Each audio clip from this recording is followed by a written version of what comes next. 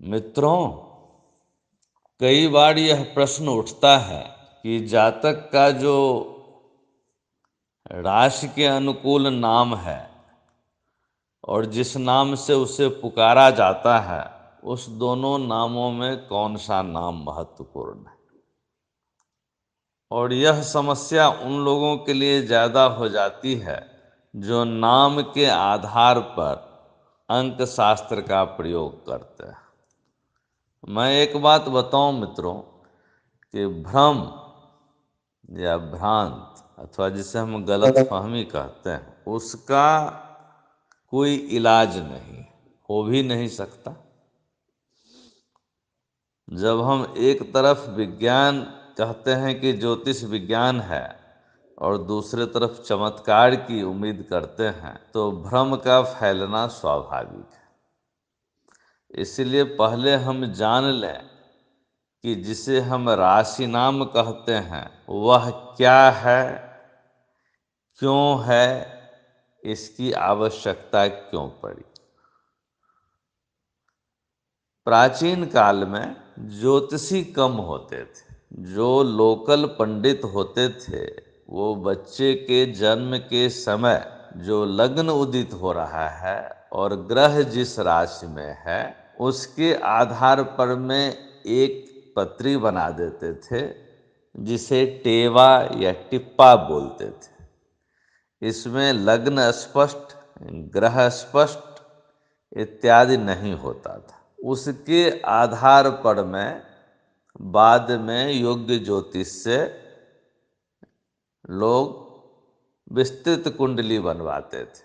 ऐसा भी होता था कि उन दिनों अनेकानेक प्राकृतिक आपदाओं के कारण वह कागज जिस पर में पंडित जी ग्रह स्थित और लग्न को टिप के जाते थे वह खो जाता था, नष्ट हो जाता था। तो समस्या ये हो जाती थी कि तिथि तो याद रहता था, जन्म समय लोग भूल जाते थे।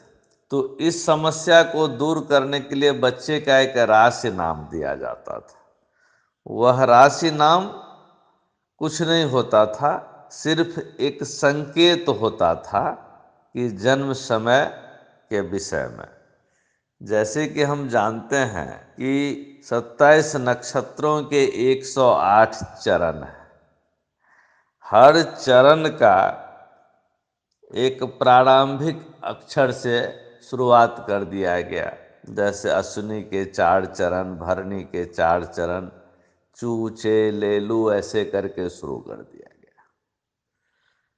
अब उसके आधार पर एक नाम बच्चे का रख दिया जाता था जिसे राशि नाम कहते थे। इसका गणितीय महत्व था कि अगर ये टिप्पा खो जाए और योग्य ज्योतिषी के पास जाए और कहें कि समय तो नहीं है, फलाने साल में फलाने तिथि को ये पैदा हुआ था फलाने महीने में, तो पूछते थे कि नाम क्या है। अब मान लो चेस, उसका इसका नाम चेला राम रख के गए थे, तो अपना कहते थे अच्छा चे हुआ, चलो अमुक नक्षत्र का, मान लो कि अश्विनी नक्षत्र के द्वितीय चरण में इसका जन्म हुआ था।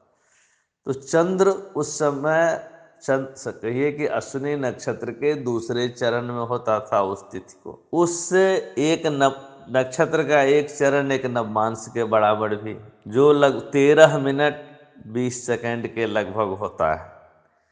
तो जन्म समय के इतने नजदीक तक पहुंच जाते थे और फिर एक कुंडली बना दी जाती थी एक नवमांश तक शुद्ध करके। इस राशि नाम का मात्र उतना ही महत्व था।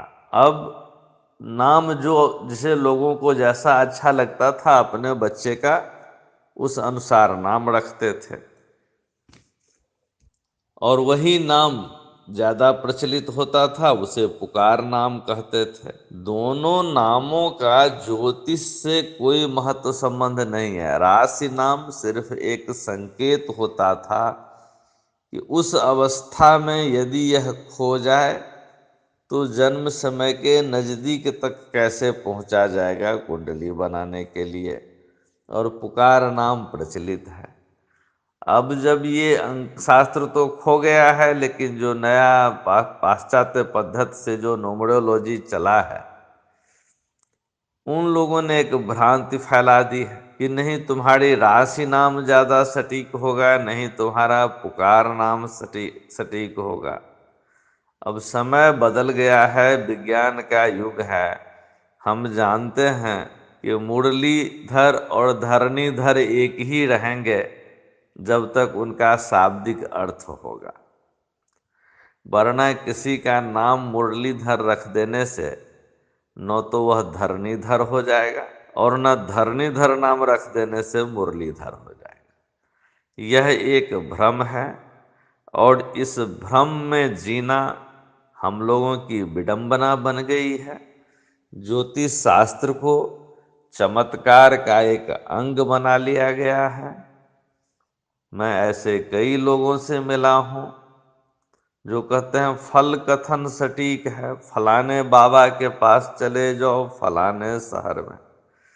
अरे हम एक विषय की बात कर रहे हैं, उसके सिद्धांतों की बात कर रहे हैं, उसको समझाने का प्रयास कर रहे हैं। इसमें यह चमत्कार की छड़ी घुमाना यह कहाँ तक उचित है? लेकिन यही चल रहा है, सोशल मीडिया में भी लोग भरे हुए हैं। तो मैं यहाँ यह कहना चाहता हूँ कि यह प्रश्न अपने आप में बड़ा ही अनर्गल, अतार्किक और असंगत है कि राशि नाम और पुकार नाम में कौन सा नाम महत्व है। नाम ऐसा नहीं है कि नाम भी आप अपनी लिखवा के लाए हैं, और वह जो नक्षत्रों के चरण पर में ज्योतिषी लोगों ने इस समस्या को हल करने के लिए अक्षरों में विभक्त किया, वह उसका भी भाग्य से कुछ देना देना नहीं, एक विधि मात्र है। इसे हम समझें। हर चीज भाग्य में नहीं है। ऐसा मान लेना कि सब कुछ भाग्य में ही है, वह नहीं है। आपकी स्वतंत्र इच्छा शक्ति है। फ्री विल देके भगवान ने आपको भेजा है और इस हिसाब से आप अपने पसंद के अनुसार काम भी कर सकते हैं और नाम भी चुन सकते हैं। उससे आपका भाग्य प्रभावित होने वाला नहीं है। इसीलिए इस भ्रम में जीना बेकार है।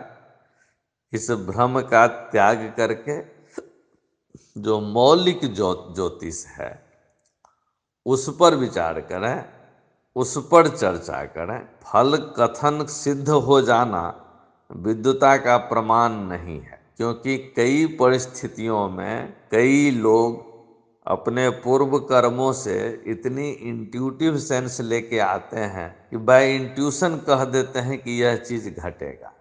इसका मतलब यह नहीं है कि वह बहुत बड़े ज्योतिषी हैं, और यह इंट्यूशन हमेशा काम नहीं करता। लेकिन ज्योतिष के सिद्धांत हमेशा काम करने के लिए बने हैं, और इसको जाने बिना भविष्य कथन की बात जो है वह एक बेकार बात है। और ये जो नाम है, पुकार नाम या राशि नाम, इसका मूल ज्योतिष सिद्धांतों से कुछ लेना देना नहीं है। इसीलिए इसके महत्वपूर्ण होने, ज़्यादा महत्वपूर्ण होने, कम महत्वपूर्ण होने या महत्वहीन होने का कोई सवाल ही पैदा नहीं होता। धन्यवाद।